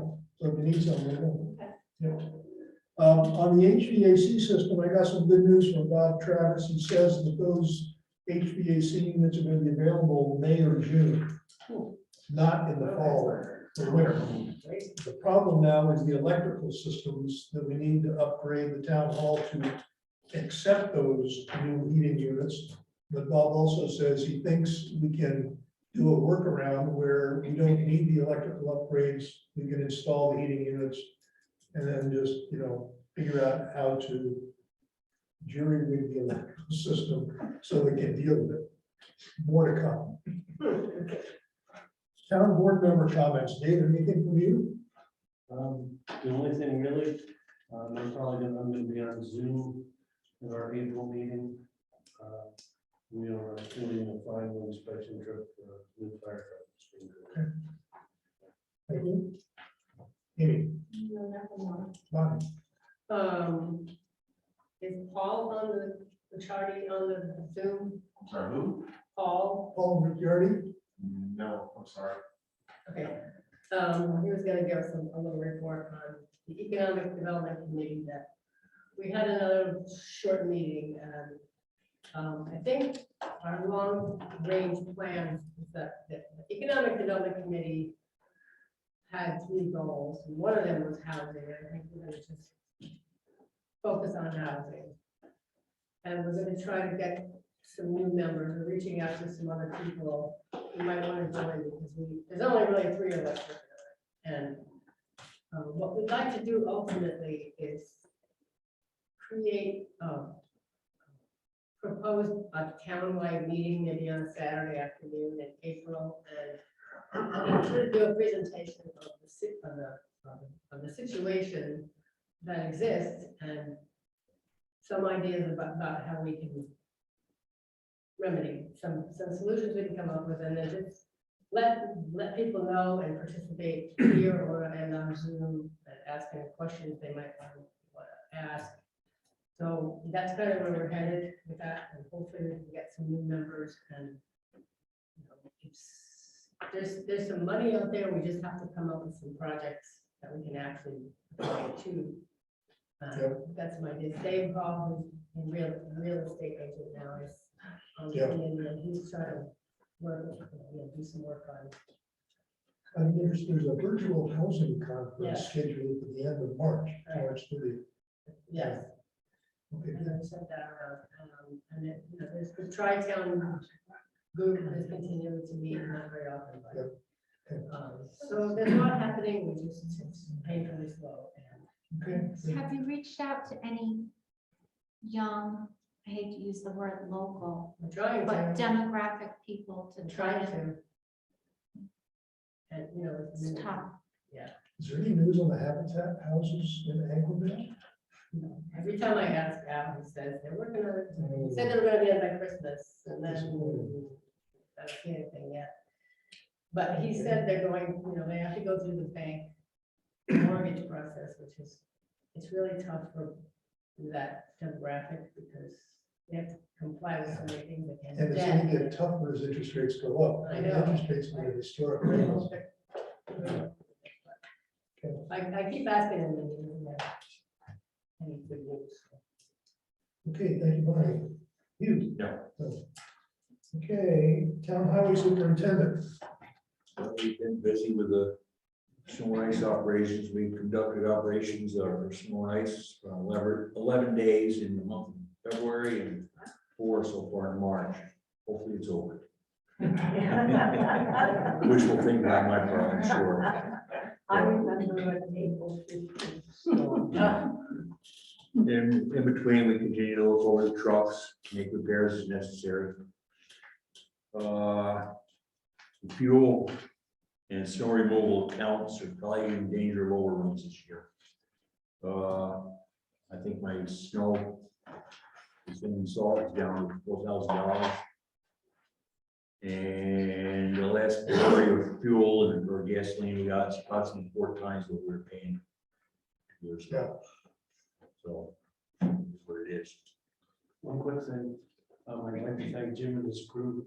We had an extremely large tree come down in the cemetery. And those guys were on it that day, got it cleaned up, taken care of, and moved away for us. Great. Those guys did a really good job for us. Thank you. Thank you. Thank you, Jim. Yeah, that was the next thing on my list. We had a couple heavy wind events where we had to go around, tree limbs and stuff. Very happy to do it. We installed the new radar signs. We're coming down the hill over here on 82 and again down in Ackendale. So they're up in It wasn't operation. working this morning, coming down the hill, it wasn't working. No, Oh, Never, and I noticed before too, we had to get really close to it. before it- yeah, on the straight post, you level the post up and you put it Yeah. in. The darn thing is, whereas the trailers, we could tip them back a little bit, level them up, so Before it But- detects them. to see up the hill. But it wasn't doing anything this morning. No. I don't like the statements as much as that. so are you gonna put the trailers back in the intersections again like you did last year? At some point, Okay. I got other places where they're probably have to go out on Route 3 for a while, while the land came out there, so I would get ready for 45. And the one, quite honestly, in Anchor, right in the center of town, the biggest benefit that I saw, and I think a lot of people use it, where it's sitting, if it's flashing, there's a car coming from up the hill, so that was a big thing, wasn't even as beneficial for the speed, at least it let you knew sight lines, you didn't have to worry. That's a good point. It provided a different thing for that intersection. Well, we still got one down there, so supposedly for a permanent mount, maybe we can put that there. Right, even if you put a permanent now right there, as I said, when you see it flashing, there's a car coming from up there. And then, that was a good deal. Yeah, that's what we can do the last one. We got one down there that hasn't been opened yet, one of the ones like on the trailer. Good, good. No bucket truck, huh? It doesn't look like it. I emailed the guy a couple weeks ago, asking what it, because it was supposed to be delivered to them in March, the chassis and stuff. And he did some searching, it hasn't been scheduled to build yet, and they don't have a date for it. And it was ordered almost a year ago. So I'm not optimistic we'll be able to get it all. Well, that's why I said I think I won't be here in April, but you never know. I mean, right now, they're holding to the fact that it's gonna be ready and done, but everything here, trucks are just not, it's not happening. And if they do come on, I got my doubts whether it'll be the same price. Yeah. Because that price we had was a year ago, Yeah. and you know, we all know everything, the price. Yeah, but you locked in the contract. I mean, that's. No, it was done through the source well. Okay, because I know, like with ours, we signed a contract and they're. Yeah, I never signed I'm anything. talking to I have to look, maybe I did, I'm not them. sure. I think you did. I think the I think I source was did. you have to sign. It's been so long now, I have to look into it. I think you did, so. What about the status of your pickup truck? Is that, That should be on schedule for June. okay, good. We talk about oil prices, they're also affecting the price of the asphalt and blacktop we're going to do this year. So I'm seeing Yeah. 25 to 30% increases before this latest surge in prices. Yeah. So it's going to have to cut in places for that too. Yep. Won't be able to do as much.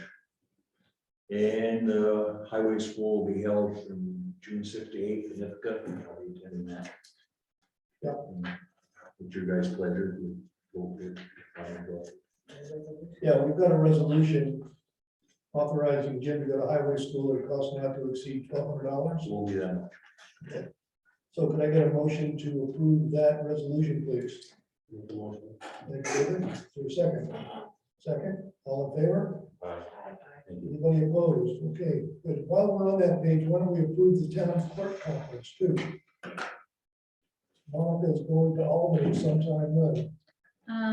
Just after our April town board meeting, I go on Sunday, I come home on. So can we get a motion to approve Monica going to the town clerk conference, please? Thank you, Amy. Second, Second. all in favor? Thank you very much. Here, what else you got? One last thing, yesterday, after being inspected back in October, the pest report came down, which is kind of the New York State's version of OSHA. There was a few things on there we had to deal with, and I got in contact with the inspector, and she wanted me to take pictures of everything, and send them to her. And I did that, and I'm waiting to hear back from her. She said, look, everything looked good.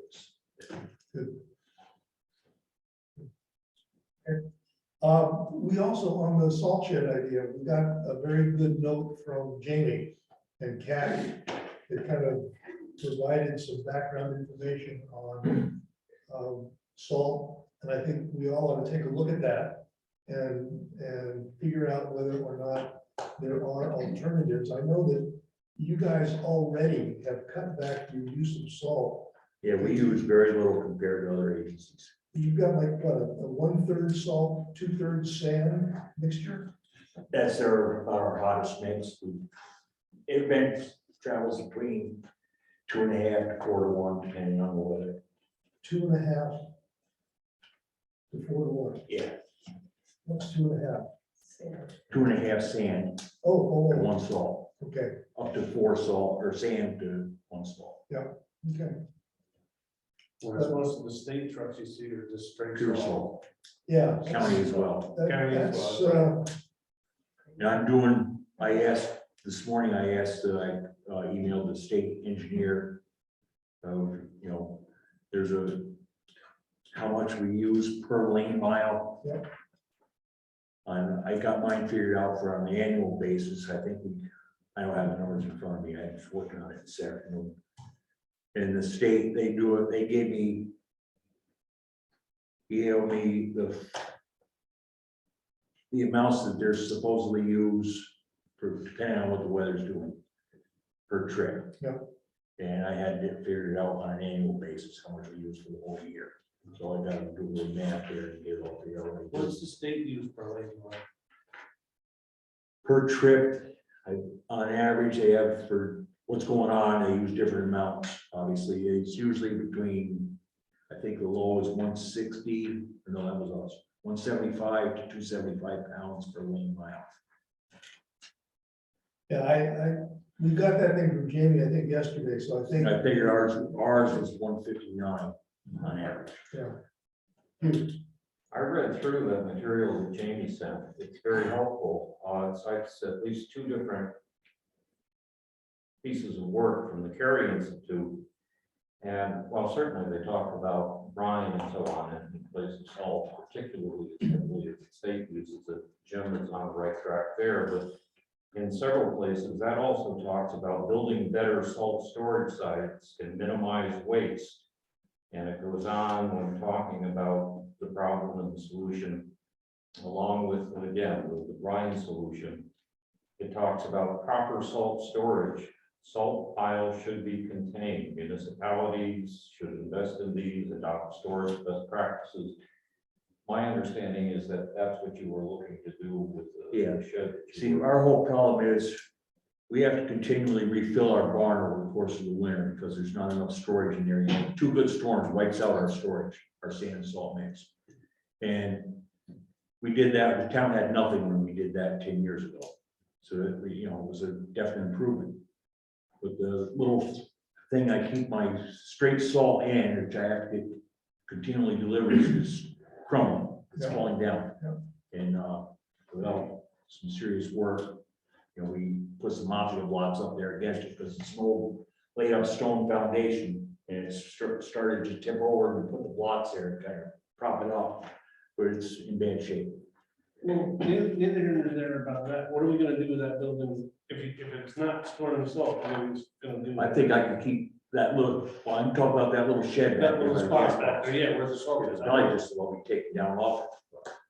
I just, because I was gonna say, if we don't use that building for sand salt like it is, what are we gonna do with it? Because if we put up a new building, Like, I figured we could use the one where we keep the mixed stuff now. That would nicely hold our total year's usage of salt. I wouldn't have, I don't know, I would do it. It's like I do now. oh, so you would put the salt in With that. the straight side, salt in that, yeah, you get my whole year's And then you worth would put in, sand in the have new it in building. there.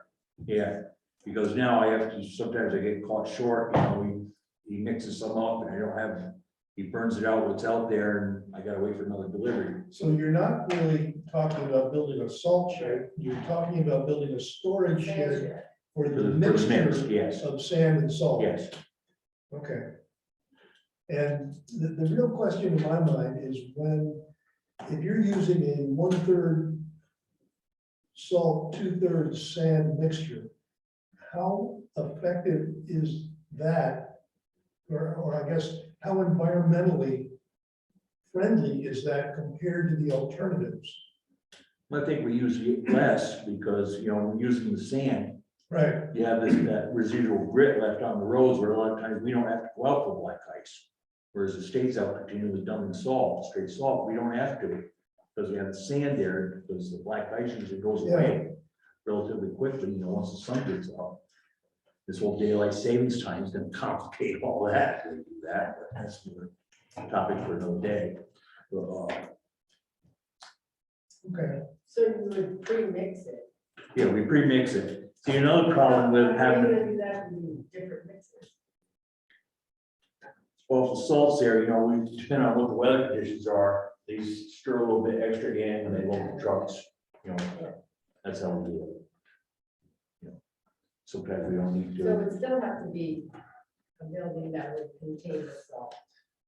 we have that building now. This would But I be mean, for the the mix. mix would also have to do that. If there's salt in it, the new building would have to be contained as well, It would, yeah, because there's gonna be Well, salt. in it. you have to have some salt in your sand or it freezes it solid. freezes solid, right? You can't not have Yeah, salt in your yeah.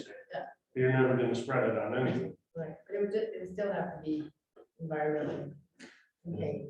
The problem with us, you know, mixing it constantly all winter, what you get, it's been outside, it's wet, and you have to put more salt into it because That's the sand the thing. moisture in the sand counts. The You have time to moisture in the lose the sand salt. pulls the salt right out. Yeah, So you're storing your sand outside now? yes, The straight sand is outside. And it's freezing. It freezes. We have Makes to it pour out harder a to little mix. loader, break it off, and So what kind of floor would that? like that. That all seems to be covered again in both the Perry Institute articles, one more than the other. It Yeah. talks about self-contained impervious surfaces, checking for cracks and things of that sort, all of which is. I did get the more accurate estimate on that. You know, I threw out the number of, I was told 200,000 for approximately. We got a more concrete estimate was 280. And we gotta do competitive bids on this or No, that's the price through source water. not? Oh, okay. Well, we can build a pavilion. So, okay, well, look, let me suggest we all study that stuff some more. And Right, Get a copy of that? I did, yeah. Oh, yeah, you got it. Yeah. of the, what the state's usage? State No, Oh, program? Jamie's presentation. Oh, yeah, I saw that. So what about the slurry or the, You know, they talk about this brine a lot. Brine is salt, Mhm. you know. Just salt and- and water? Yeah, Salt it's- and water. yeah. And you'd have to equip all the trucks to use it. And you have to have a storage unit for it. Is there any way to compare the composition of brine with a 1/3, 2/3 salt sand mixture? In terms of how much salt you're using? Jerry, Connecticut, they use brine yeah, and they have more problems with it. That's why they use nothing but straight salt, because they go out and spread it and the snow starts onto it and it starts to melt, then they get freezing on top of it. So that's why they got rid of that. They, instead of using it, they use the straight salt. they went from brine back to straight salt? Yes, because it was more of a problem for them, because, yeah, it would clear the roads when the snow came, but then it would freeze on top. Ah. Yeah, the sand sort of protects you from that And kind your of thing. sand and salt mixture is better, it helps you. Well, I think we really do need to focus on the environmental And aspects. once they on our dirt roads, we would not be able to use that at all. Brine, you mean? Yeah. I still don't understand the chemistry of 1/3 salt, 2/3 sand, and all these other. Well, the sand is actually more or less as a carrier. No, I get that. I'm just still having trouble with the relative environmental impact of 1/3 salt, 2/3 sand, and the alternatives that are allegedly better for the environment. See, a lot of agencies don't like to use sand because it plugs up storm drains and stuff. You know, we have a lot of catch basins and stuff gets down in them. You have to clean them out. That's why they don't, you do use straight salt. Whereas we don't, have that issue. Yeah, we go around, we have, ditches once in a while. Again, I think we need to understand whether our solution is as environmentally safe as these environmental solutions. That's really the issue. And I think we just need to keep poking at the data until we figure out whether we have, by trial and error and good luck, hit upon a solution that is as good as environmentally some of these others. So I would say study up and let's talk about it again next month. Okay. Okay, good. Highway school. I'm sure they're talking. Well, they're always big promoters of this brine too. Yeah. A lot of us, guys in dirt roads and stuff, we just don't see it on our roads. So Jim, anything else? No. No, okay, Monica. I just have one thing. A few years back, quite a few years back, it was suggested that for my office to get a Dutch door where I could shut the door and the top would be open and, I could kind of mitigate who was coming in and out of my office. This came about because I had several incidents here where I was in the building by myself. In light of what happened today, I'm scared to be in the building alone. I'm here alone a lot. Today freaked me out. I don't usually get unhinged by it, but they put it over. Yeah. I'd like to maybe revisit, I did have a town clerks association meeting today, and it was a hot topic because our town is not the first time to get this happen to them.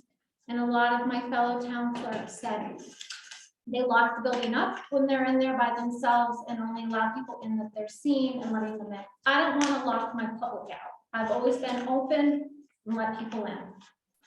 But I would feel safer, given that this person walked around my office and took video of personal photos.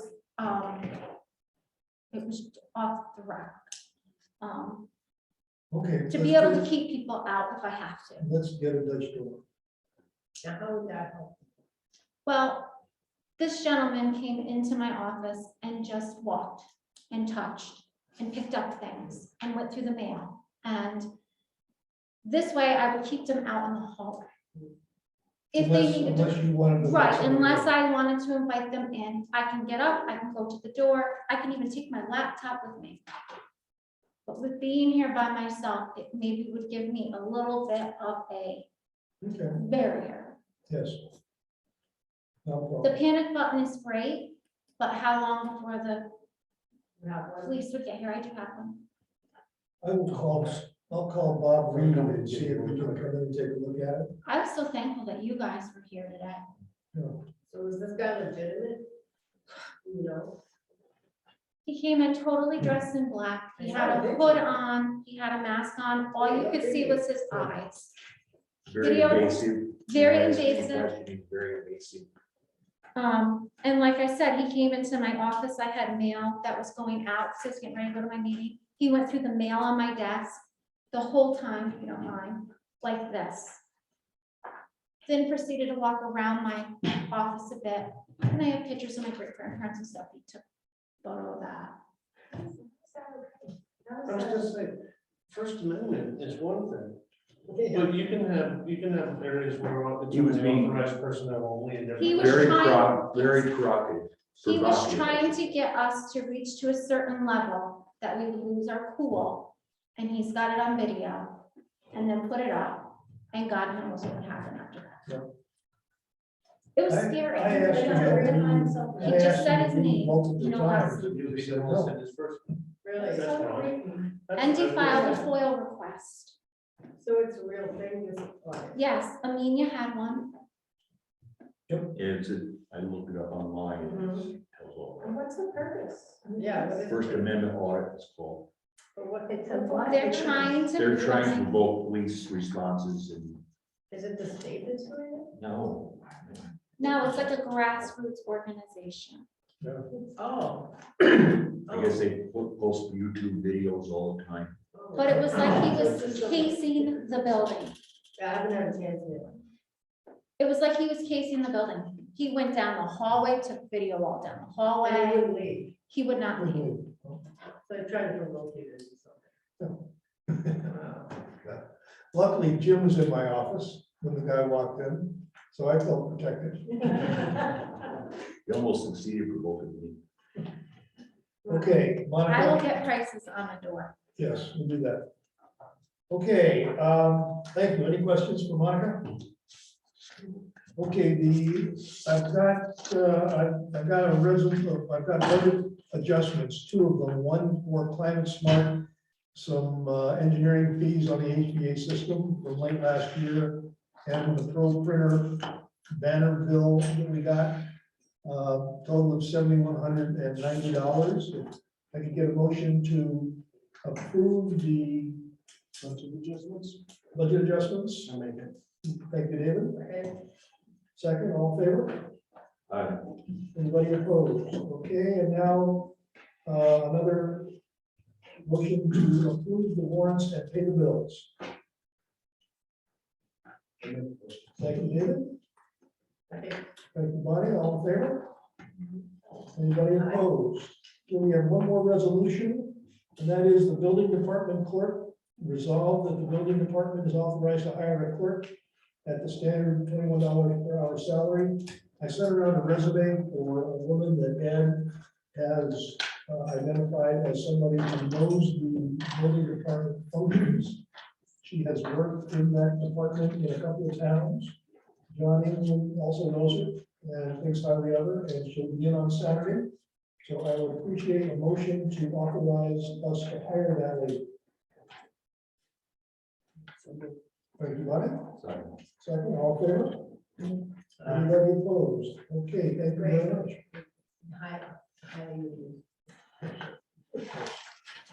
And I'm hoping we can get her also to help Jay in the planning department. So she can work Wednesdays and Saturdays, which is perfect. Okay, is there anything else we need to do before we call it a day? We've gone through all the resolutions. Yeah. Anybody have anything else? Is there anybody left on Zoom? Yes, there are 8 people. Okay, would you ask, did anybody on Zoom have any questions or comments? Nope. Okay. Well, I hope everybody has a wonderful St. Patty's Day. Did you make a motion to adjourn? Let's make a motion to adjourn. So moved. All in favor? Aye. We're adjourned. Thank you all very much.